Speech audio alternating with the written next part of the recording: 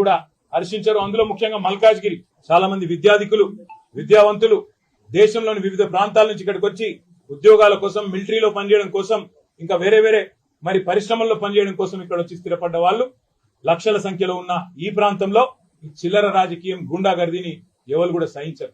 అసలు ఎక్కడ ఉన్నది ఈ రాష్ట్రంలో శాంతి భద్రతలు?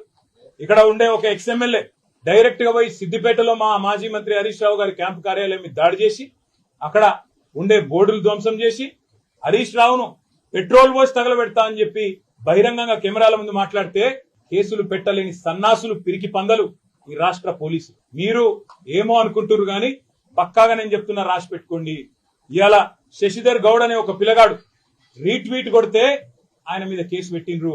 కానీ పెట్రోల్ పోసి తగలబెడతా అని కాంగ్రెస్ చిల్లర నాయకుడు మాట్లాడితే వాని మీద కేసు ఉండదు. ఇదేనా నీ పోలీసింగ్?